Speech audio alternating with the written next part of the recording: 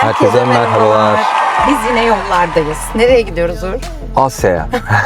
Asya'nın neresine? Evet, hayatımızda bir ilk olacak. Çünkü daha önce hani Avrupa'dan başka memleket Evet, görmedik. görmedik. Ve Uzak Doğu'nun kültürü de biliyorsunuz ki hepsinden çok çok farklı. Bizden de çok çok farklı. Bugün biraz güzel ama aynı zamanda da buruk bir gün. Evden çıkarken içimiz paramparça oldu. Kızımızı evde bırakmak çok zorumuza gitti. Çünkü ilk defa bu kadar uzun ayrı kalacağız. Kızımız bu arada çok aşk köpeğimiz. Tasos videomuzda göstermiştik. Biraz ayrı kalacağız ondan ama Arzu'nun kardeşi bakacak. İnanılmaz iyi anlaşıyorlar. Dayıları başında. Evet, dayıları başında. Şimdi biz de evden çıktık. Koştur. Uzun zamandır planladığımız bir şeydi bu. Arzu'nun da size bir sürprizi var. Arkadaşlar ben kurumsal hayatı bıraktım. Evet, artık çalışmıyorsun. Her şeyi yapacağız. Özgürüm. Arkadaşlar biz yaklaşık 2 senedir sosyal medyayla bu arada baş etmeye çalışıyoruz. Ama yoğun iş temposundan dolayı, kapitalist sistemin kölesi olduğumuzdan dolayı yani çift mesaili çalışmamız gerekiyordu ve bir süre bizim buna artık canımız yetmedi. Umarım hep beraber çok güzel işler çıkaracağız. Şu anda biz yoldayız. VIP bir Vito'yla Sabiha Gökçen'e geçiyoruz. Bunu tercih etmemizin sebebi de toplu taşımalardan ya da taksilerden aldığımız ücretler ya da zahmetler çok fazlaydı. Yanımızda 30 kiloluk valizler var, 2'şer tane ve bunları taşımak gerçekten eğer toplu taşımayla gitseydik çok zor olacaktı. Baktığımızda da en az 3 saat gösteriyordu zaten evimizden Sabiha Gökçen'e gitmek. Bu yüzden bu aracı tercih ettik. Ne kadar ödedik Uğur biz buna? 2100 TL ödedim. 2100 TL ödedik. Arkadaşlar biz Esenkent'ten şu anda Sabiha Gökçen'e geçiyoruz. Böyle bir yol düşünün. Diğer taraflardan aldığımız fiyatlar hep şimdiye kadar 2 katıydı Evet, değil mi? 4000, İşte 5000. olsun, Evet. olsun vesaire. Fiyatlar olsun. yüksekti. Aynen. Bu uyguna geldi. Çok da rahat. Kapımızın önüne alındık. Şimdi Sabiha Gökçen'e gittiğimiz zaman uçuş detaylarımız hakkında Bilgi vereceğiz. gittiğimiz ülkelerin girişinde doldurulması gereken kayıt formlarından formları. bahsedeceğiz. Doğru. Şimdi senden ricam bize hangi ülkelere gideceğimizi bir sıralar mısın? Seyahatimiz 40 gün sürecek. Malezya'ya uçacağız buradan. Malezya'da 2 gün konaklama yapacağız. Oradan Bali'ye geçeceğiz. Yaklaşık 16 gün Bali'de kalacağız. Oradan Filipinler, Boracay Adası'nı tercih ettik. Boracay'a gideceğiz. 1 hafta kalacağız. Sonra Tayland'a geçeceğiz. Tayland'da 5 tane bölgeye gideceğiz. Farklı Bangkok, ülkelere Phuket, gideceğiz. Koh Samui. Şu anda bile biz otel rezervasyonlarımız ve uçak rezervasyonlarımızı bu sürecin yarısına kadar olan kısmını tamamladık. Evet, yani Ama Bali'ye kadar tamamladık. şimdiye kadar bile Bali'de 3 tane otel, Kuala Lumpur'da 1 tane otel tutuldu. Evet. Bunun dışında da 3 tane uçak bileti alındı. Hatta 4.'ü de bugün alacağız. Evet, doğru. Bölge bölge geçerken hepsi detaylarını vereceğiz. Şimdi dediğimiz gibi havaalanında Malezya ile ilgili kısmını size anlatmaya başlayacağız. Bu serimizde de Malezya'ya nasıl gidiyoruz, ulaşımı nasıl sağlıyoruz, nasıl hazırlandık İnşallah. artık havaalanında Görüşürüz. üzere. Fast Track avantajımızı kullanacağız şimdi. Hiç sıra beklemeden. Valizlerimizi verip Fast Track'le Uçacağız. O kadar şanslı gitti ki bugün. Okullar açıldı ve hiç trafik yok. Çok hızlı geldik. Fast Track'ten de geçince çiçek gibi şimdi havalimanı içerisindeyiz. Bu arada sakallarım için herkesten özür dilerim. Uğur Bey. Uğur Bey. Hadi getir bütün valizleri. Hadi. Hadi. İnsanların valizi var bizim. 25 kilo limitimiz var. 7 kilo da kabin bagajı limitimiz var değil mi? Biz 30 kiloluk valizlere 25 kiloyu ayarlamaya çalıştık. 40 gün için biraz zor oldu. Aslında 5 tane siyah basic tişört alacaktım. Evet. Siz erkeklerin zaten senin dün akşam valizini hazırlarken gördük. Pantolonlar, tişörtler, şortlar. Gömlek. Oraya gidince işte şık olanını işte birbiriyle kombinle, spor olanını öyle yap. Biz etekler, şortlar, tişörtler, atletler, yok pareolar, bikiniler, Allah ne verdiyse yani. Benim kapanmam çok zor oldu. Yolculuğumuz çok uzun süreceği için valizlerimizi hazırlarken 4-5 günde bir de farklı konuma geçeceğimiz için içine düzenleyiciler kullandık. Bu yüzden ne olabilir? Hayırlı olsun. Hayırlı olsun.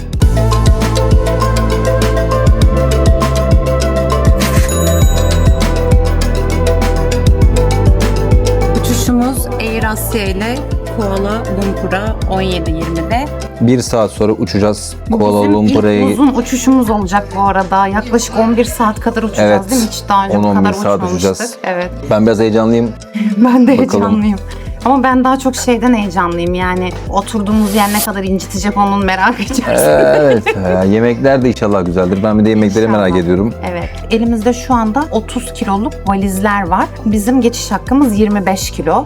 Bunları düzenleyebilmek için gerçekten dün gece sabah saat 4'e kadar bunlarla uğraştık. Çok yorulduk. Şu anda 4 saatlik uykuyla duruyoruz. Ama değdi mi değdi bence. Hiçbir sıkıntı yaşamadık. Şu an problem yok. Artı Sadece birer biraz uykusuz kilolarımız kaldık. vardı. Evet, artı birer kilolarımız vardı. Bunları da tolere ettiler. Herhangi bir sıkıntı yaşamadık.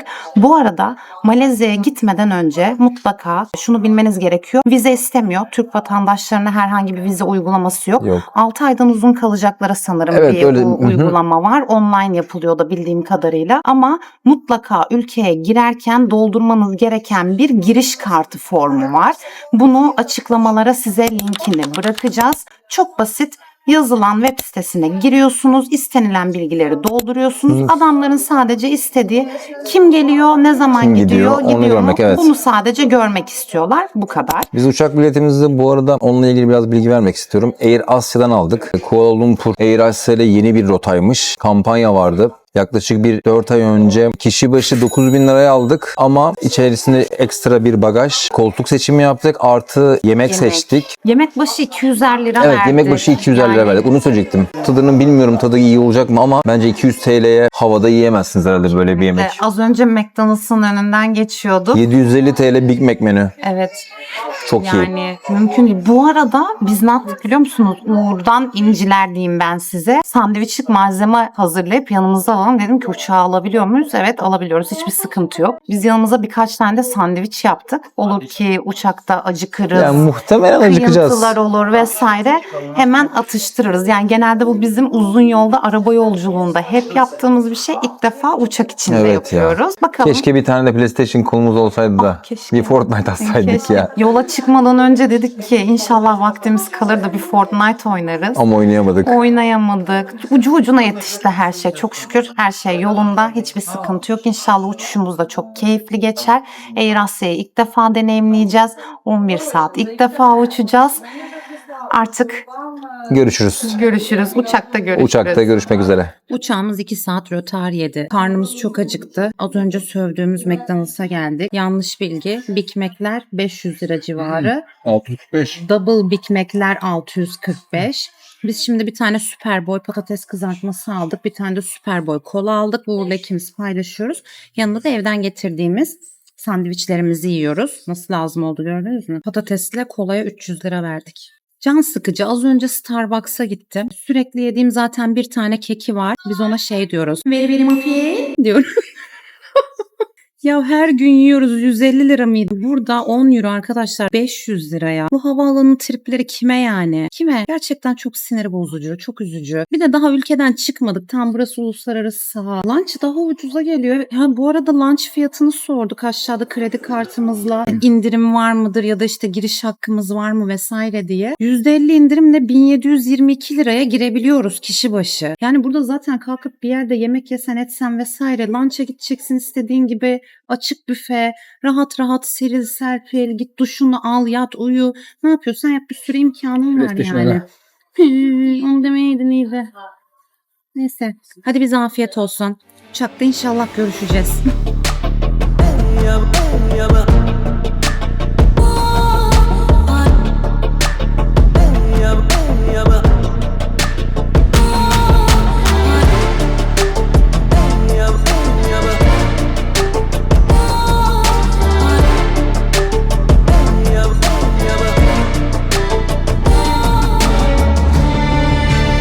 Güzel haber, uçağa bindik. İkinci güzel haber, ortamız boş kaldı. Yanımızda kimse oturmuyor. Çünkü koltuklar böyle bayağı standart. Şimdi oturuyoruz 10 saat, 11 saat aynen bu şekilde gideceğiz. İnanılmaz bir yolculuk bizi bekliyor. Bakalım neler yaşayıp neler deneyimleyeceğiz. Bu ilk uzun uçuşumuz olduğu için gerçekten çok heyecanlıyız. Hatta biz uçağa binmeden önce Air Asya'nın bir uçağında birisi havada vefat etti. O yüzden biraz tırstı. Ama bu uçakla alakalı bir şey değil kesinlikle. Tamamen yolcunun kendi zamanı dolmuş diyelim. Allah rahmet eylesin. Hadi bize iyi uçuşlar.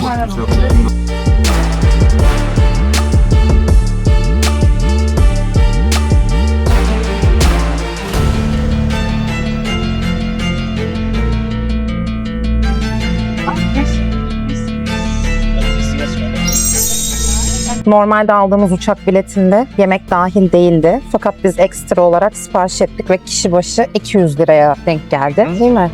Ben böyle bir noodle çeşidi söyledim. Tavuklu. Uğur da chicken biryani söyledi. Onun pilav versiyonu. Genel olarak uçakta yemek fiyatları bizim Pegasus olsun, Türk Hava Yolları olsun vesaire onlara göre Size gel menüyü göster. çok uygun. Size menüyü de gösterelim. Klasik pirinç var, yumurta var. Tam sporcu menü bunda. Evet. Kalorisi, proteini. Hatta sayfanın en arkasında tüm menünün değerleri de yapmışlar. Aç bakalım. Kalorisi, kolajen neler var, gluten var, balık var, soya var, süt var. İçecek fiyatları nasıl? Kahve var. Ama işte kahvenin fiyatı da çeviremedik şu an.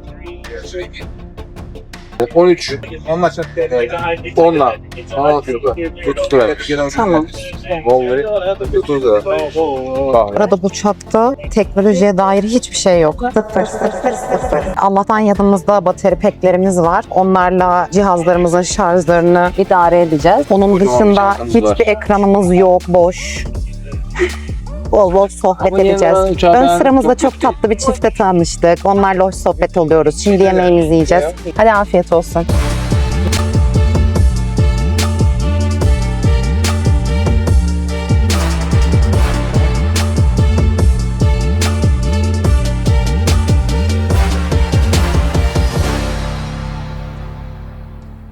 İyi ki evde sandviçleri yapmışız. Niye? Bu bizi kesmez. Yemekler lezzetli, fena değil. Sadece Uğur'unki çok baharatlı. Tercihlerinizi yaparken siz de içeriklerine dikkat ederek alırsanız iyi olur. Bilmediğiniz bir yemek, Malezya'nın yöresine ait yemekler. 2 dakika Google'dan girin bakın. Ona göre seçebilirsiniz.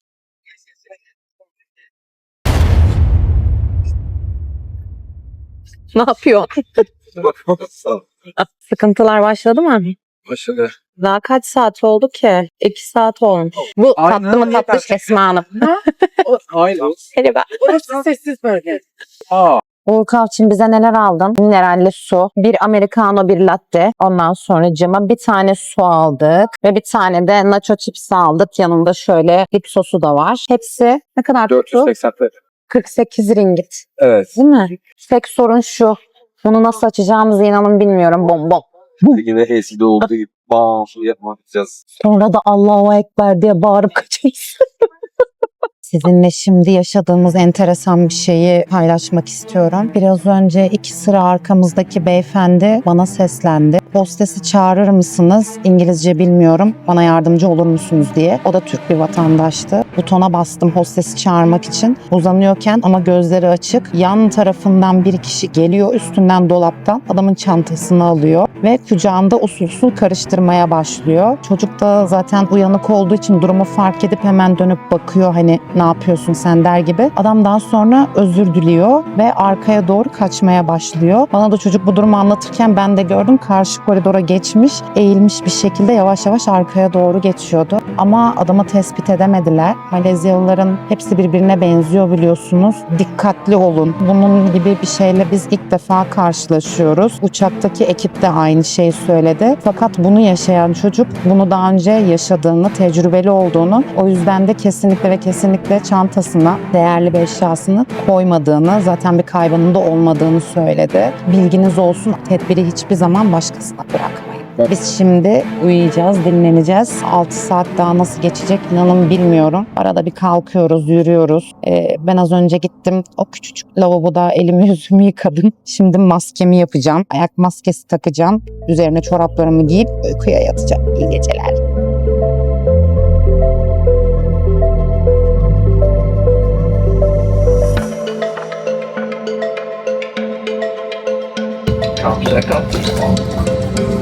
Do be careful when opening the bag compartment. Before leaving the aircraft, make sure you have all your personal belongings with you.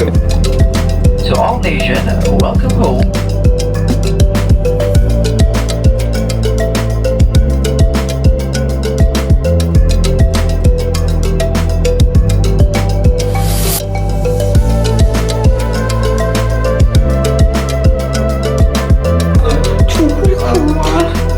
Gördüm Sonic'le. Git bitmeyen bir havalimanı. Sanarsın İstanbul Havalimanı'na geri geldik. 7 numaradan bagajlarımızı teslim alacağız. Uçaktan indikten sonra boardlardan hep bu şekilde kontrollerimizi yapıyoruz ve nereden bagajımızı alacağımızı öğreniyoruz.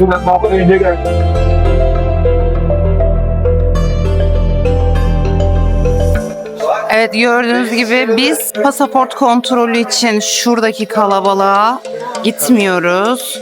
Onun yerine artık Türk vatandaşlarının ayrıcalıklı olduğu hızlı geçişten geçeceğiz. Aynı bizdeki pasaport gibi.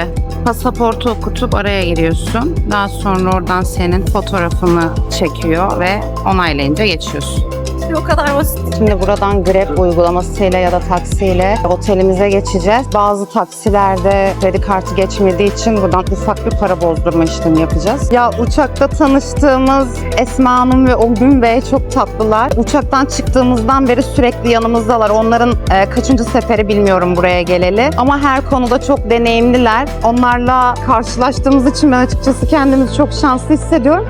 Çok güzel tüyolar aldık. Her konuda bizi çok güzel bilgilendirdiler ve bıkmadan, sıkılmadan kendi istekleriyle buradan onlara tekrar çok teşekkür ediyoruz. Biz buraya 30 kiloluk valizlerle geldik. Onlar çift olarak sadece 7 kiloluk tek bir valiz yapmışlar ve bizim gibi 40 gün kalacaklar. Taksiyi birlikte tutacağız ve ortak ödeyeceğiz. Bu şekilde maliyetleri de düşürmüş olacağız. Birbirimize de bu şekilde yardımcı olacağız. Çok tatlı insanlar değiller mi? Süperler ya. Gerçekten Bayıldık vallahi bayıldım ya. enerjilerine, yardımseverliklerine ve karşılıksız yani. Evet. Çok tatlılar. Az önce ben gidin dedim. Hani bizi beklemeyin dedi. Valizim geldi. Yapıştır. Eyvah. Valizim kırılmış. Valizlerimizin bir Hangisini tanesi alıyorsun? sağlam geldi. Benimkisi kırılmış bir şekilde geldi. Ayağısının birisi yok. 20 dakikadır aralıksız yürüyoruz. Bizim havalimanı belki de daha mı büyük desem bilemiyorum. Havalimanın kapısından çıkar çıkmaz öyle bir nemli havayla karşılaştık ki size anlatamam. Şu an nefes almakta zorluk çekiyorum. Aynı zamanda da ilk dikkatimizi çeken şey şu oldu. Arabalara bakın, sağdan geliyorlar. Hoş geldiniz Esma Hanım. Biz sizden önce çıktık. Ne oldu? Alayım dedim. Şimdi Grab uygulamasından bir tane araç çağırdık. Direkt bizim otele gidiyor. Level 2'den çıktık ama Level 1'e iniyoruz şimdi. Bütün transferler araçlar için orada. Ben de bu çalışıyoruz bindik. Şuraya falan da yaptım. Evet, çalışmayan asansöre bindik. Haydi bakalım. Bir an önce odaya gidip Evet, rahatlayıp. atlet giyeceğim. Şimdi 5 numaralı kapıya gidiyoruz. Araç oraya geliyor. O gün oraya gitti. Aracın plakasına bakıyorlar. Aracımız bu. Burada şöyle bir part. You pay by card, right? So you remove the gate and choose the by card. Right now you choose the cash. Right, you can give me another driver. You get the another driver. Peki şey yapsak, gitsek de otelimizin yanında bir döviz bürosuna bizi götürse orada hemen bozsak ne yapsak? Okay, we can visit the change office. You can change money. Change money. Okay. Okey, yolda bozduracağız. Tamam. diye çalıştık. Aşkım şunu da alsana. Adam bile böyle kaldırdım boyunu aldı. Çok büyük hata. Biz yandık bu valizlerle. Ben 3 ülke yapacağım zaman böyle balık getirmemen lazım. Evet. Evet. Öğrendik. Filmlerde sıçtık. En kötü orada sıçtık. Aynen. Borakaya falan giderken o arabalarda var ya. Yanacağız. Arabada sivrisinek var. Şimdi taksi bizi bir burada- petrol ofisine getirdi. Burada bir tane change ofis var. Oradan bir miktar para bozdurup taksi paramızı ödeyeceğiz. Adanın burada kaça basıyorlar? Aa bak. 3,5'tu 4'e. Çok yüksek. Tamam. Göre de bak. 50. Only 50. We would like to change. 50 yeterli olur mu? Sonradan bozdurabilirsin çarşıda. Ama Ama kart kullanacağım bir de çoğunlukla. 200 oluyor. Yetiyor mu? yeter çok bile. Yeah, it's enough. 50 doları geri aldık. Kalanı da 200 ringgit olarak alacağız. Buranın para birimi ne? Malezya ringgiti. Birazını bozsun birini. Okey. 46 kilometre mi yazıyor yani orada? O zaman daha yaklaşık 30-35 dakika yolumuz var. Palm tree. Coconut değil. We call in Malaysia kelapa sawit. Bidding. Oil for the cooking.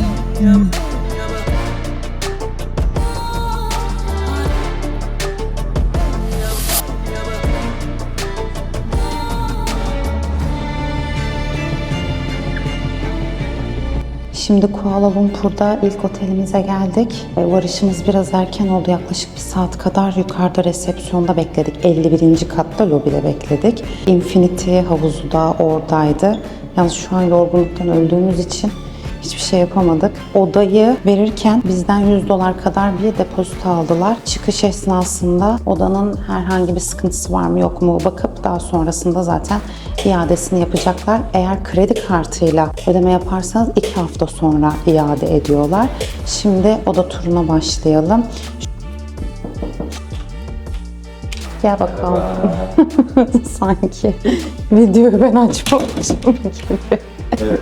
Odaya bu arada ne kadar verdik? 4.700 lira gibi bir para ödedik. Burası böyle bir suite oda. Mutfağı var. Çamaşır makinesi var. Fırını var. Buzdolabı var. Buzdolabının içerisinde herhangi bir şey yok. Boş. Biz doldurabiliriz. Televizyonumuz var. Gayet temiz ve yeterince büyük. Evet, burada rahat rahat dinlenebiliriz. Yatağımız zaten deluxe king size. Orada bir tane sandalyemiz var. Burada dolapları var. Oy oy oy. Aha, burada basamak varmış, dikkat et. Banyo açalım bakalım. Küvet. Tuvaleti de burada. Bence gayet bizim için yeterli, keyif verici. Gayet güzel, evet. Bu oda kulelerin manzarası ve balkonlu olarak geçiyor. Bunu 4.000 liraya tuttuk ama daha uygun fiyatlı olanlar da var mı? Yani 3.000 liralara, 2.500 liralara olanlar da var. 7-8 bin lira olanlara da var. Kuleler çok uzakmış gibi duruyor. Biz buradan daha yakın görüyoruz ama görüntüde o şekilde çıkmıyor. Sanki daha uzakmış gibi duruyor. Fakat burnumuzun dibinde hangi rezidansta kalırsanız kalın, hangi otelde kalırsanız kalın, aşağı yukarı hepsinin görselleri aynı olacaktır. Bu manzaraların olup olmadığını oda seçeneklerinde yazıyorlar.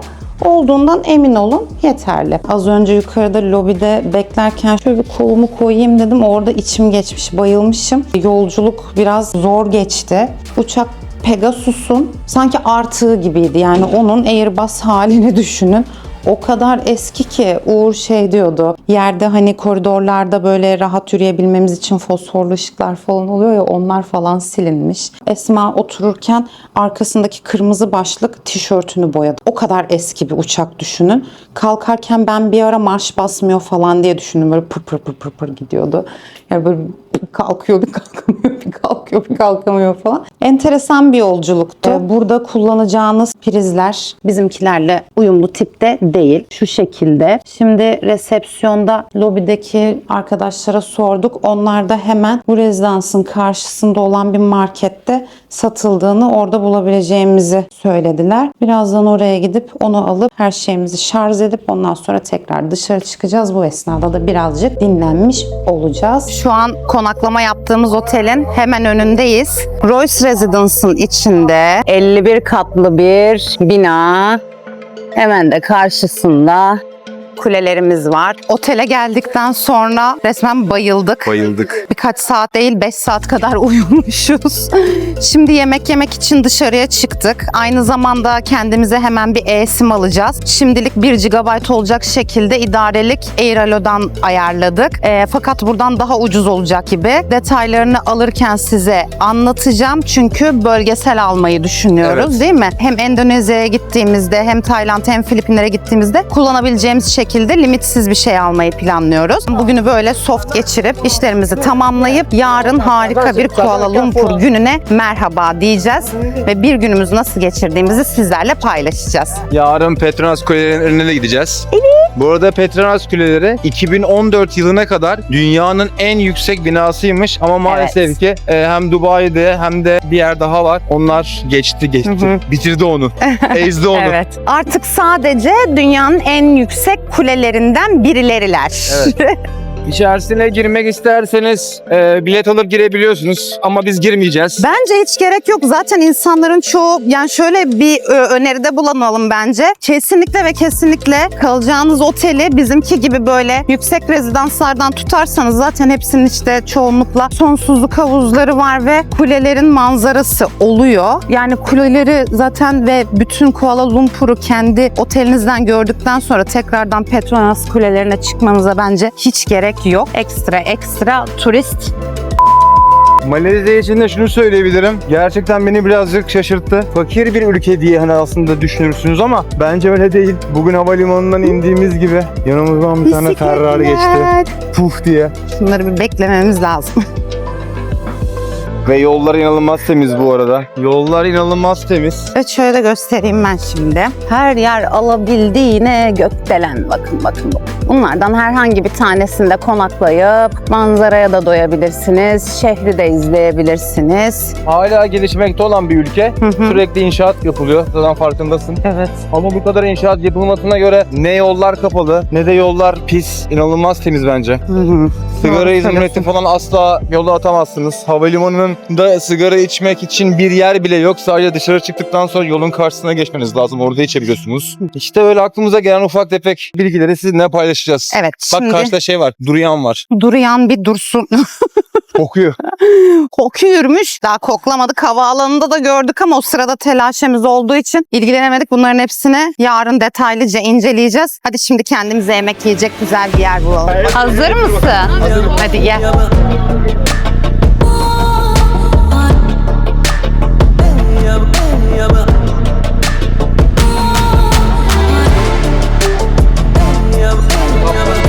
Bu arada bak şuranın yanından geçtik ya şimdi çeksene bir içeriye bak.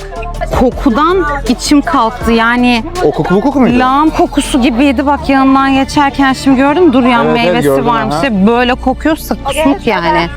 Bayağı bildiğin lağım.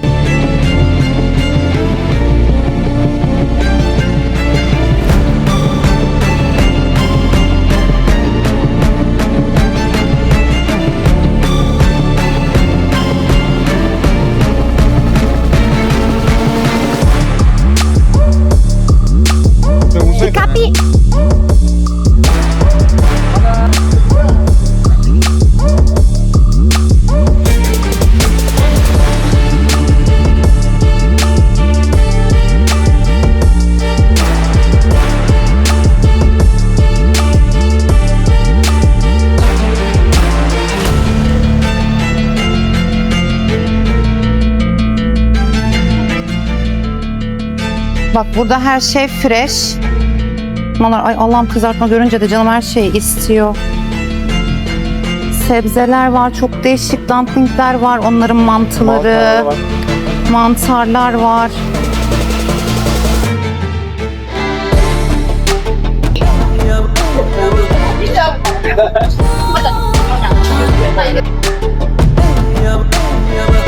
Şimdi Kenchan Curry diye bir yere geldik. Yiyeceğiniz yemeklerin burada prototipleri var. Ben bir tane Spicy Ramen Special deneyeceğim. Ama spicy değil pardon Shiro Ramen Special'ı deneyeceğim. Uğur da bunu deneyecek. Tavuk altında yumurta, yumurtanın da altında pirinci var. Fiyatlar da şu şekilde. Bizim yediklerimiz toplamda 530 liraya geliyor. Evet, yemeklerimiz geldi. Şimdi deneyeceğiz. Hemen. Bu arada içecek olarak öyle bizdeki gibi gazlı içecekler falan satılmıyordu. Onların içeceklerinden bir tanesi olan çocuk bunu önerdi. Ben de mango çok severim, denemek istedim.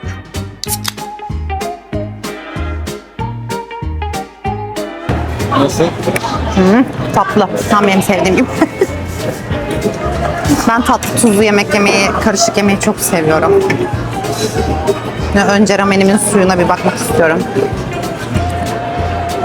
Oo, suyu çok lezzetli.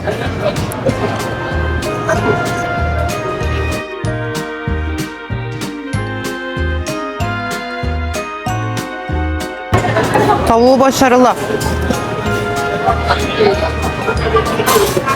Gel. Şöyle bir chicken var. Chicken söylemedim. Şöyle bir tavuğumuz var. Pirinç. Üzeri yumurtayla kaplı. Aç bakalım ağzını. Neli olduğuna bakalım. Ah pardon. Evet içinden su aktı. Bayağı güzel. Bir de şöyle bir su var. İçinde mesela yeşillik var. Ne var? Ne o? Yosun acaba galiba. Ispanak mı? Yosun mu? Nasıl lezzeti? Güzel. Şimdi yemeklerimizi bitirdik. Ben yemeğimden gayet memnun kaldım. Ben de memnun kaldım. Sen de Sadece kaldın. köri soslu olması Evet, beni sana biraz üzdü. ağır geldi. Zaten geldi. Uğur'un intoleransı çıktı köriye. Aslında Evet. çok farkında olmadan aldık gibi oldu. Yediğimiz yemekler tamamen Japon kültürüne ait yemekler. Ben yarın mutlaka Malay yemeklerini de denemek istiyorum. ben de yarın mutlaka Onunla ilgili birkaç tane not aldım. Onlara bakarız. Buraya gelirken yolda manzara nasıldı? Petronas iyiydi. kulelerinin o Şahane. manzarası. Şimdi e-sim olayımız kaldı. E-sim'i de hallettikten sonra otelimize dönüp işlerimizi bitireceğiz. Ne işimiz var? Endonezya için sınırdan giriş yapılacak olan online giriş kartı için form dolduracağız. Ayrıca uçağımızın check-in'ini yapacağız ve söylemek istediğim bir şey var mı? Yok. Yarın görüşürüz. Yarın niye görüşürüz? Daha videoyu kapatmadık. Yok, Videoyu bak. otelde kapatacağım. Hadi kapatacağız. Tamam. Hadi bay bay. Gezmeye devam edelim. Hadi bay bay. Hadi. Geldiğimiz Suriye KLCC AVM'sinin içerisinde Maxis diye bir şey var, operatör var. Buradan e-simlerimizi aldık şimdi. Havaalanından çıkarken ben Air Alo'yu kontrol etmiştim e-sim almak için.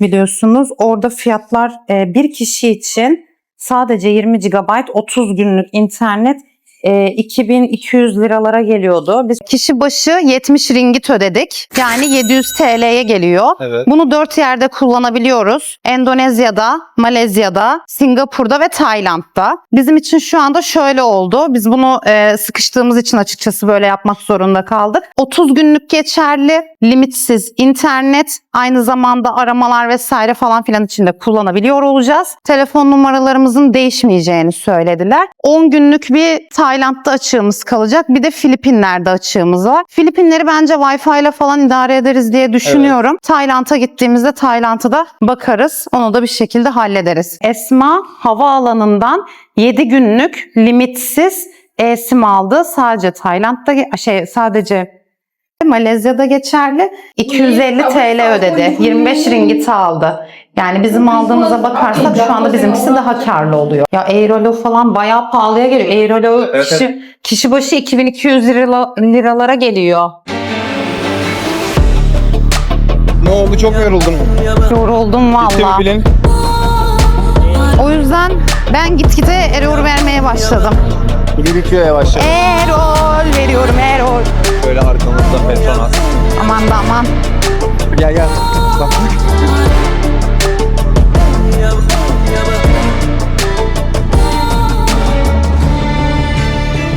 Ve yolda gelirken hemen otelimizin karşısında bulunan A-Mart'a gittik. Biraz böyle lokal, yerel abur cuburlar bakmaya çalıştık. Aldık Şimdi da. size onları göstereceğiz.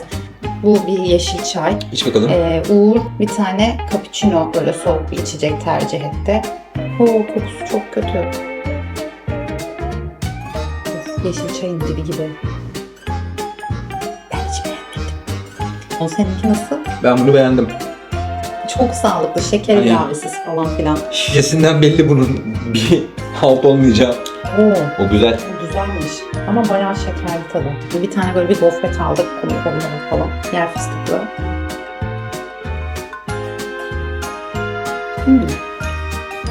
Yani Bayağı yer fıstıklı gofret. olsa da olur, olmasa da olur. Bana göre güzel çünkü hafif hem tuzlu hem tatlı. Şimdi bunu açmak istiyorum. Double chocolate sandviç. İçinden çok güzel bir Evet. Al bakalım.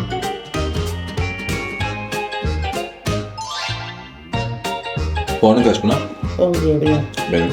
Benim için bu da 10 üzerinden 10. Sadece ben buna kaç veririm? İsmi öyle. Çikolata çok seviyorum. Sen tuzlu Böyle. mu yesin önce? Olur. Biraz tuz olsa. O zaman şu senin Açtığın benim tabak aldığı, açtığı bir tane Ruffles var. Bu bayağı bildiğimiz gerçek Ruffles. Evet. Sadece paketi farklı. Cheddar peynirli ve sour creamli.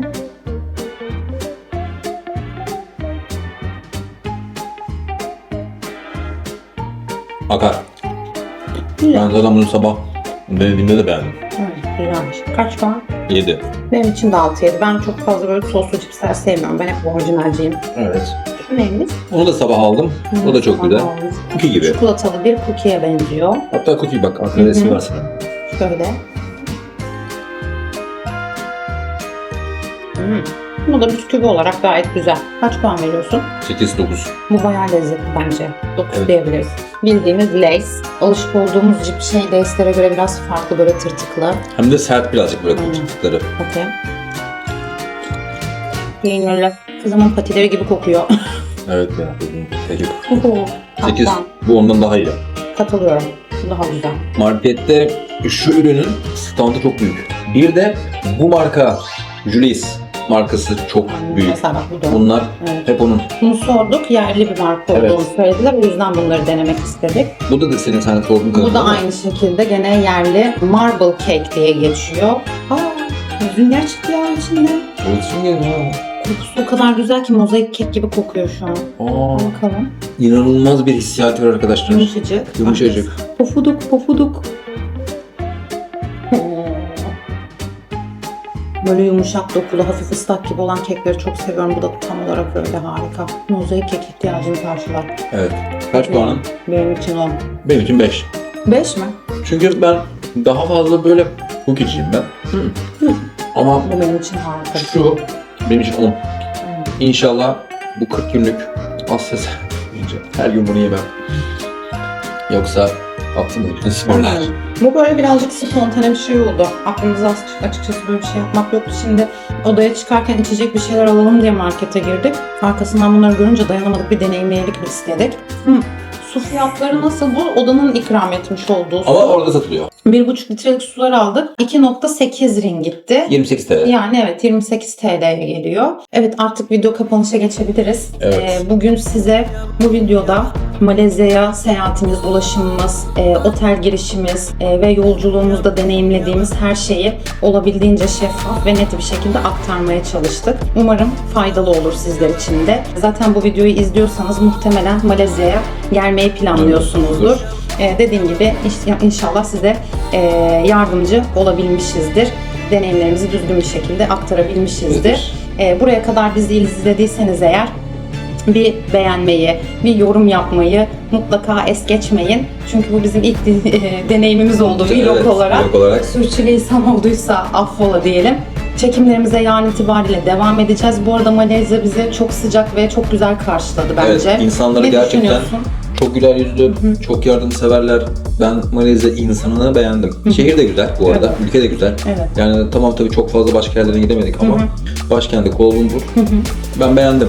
Aynen. Yani bir aktarma noktası olarak bence sürekli değerlendirebilir. Kesinlikle. Örneğin bugün bir AVM'ye gittik. AVM hem lüks markalar vardı, hem çok güzel yemekler vardı, çok iyi restoranlar vardı. Yani ihtiyacınızı karşılayabildiğiniz her şey vardı. Evet, her şey var canım. Zaten 2 tane karşılıklı AVM var ve benim bildiğim kadarıyla bizim gittiğimiz Suriye KLCC bütün lüks markaların, premium markaların olduğu bir tane AVM. Hemen onun karşısında da daha orta seviyeli markaların olduğu bir AVM var.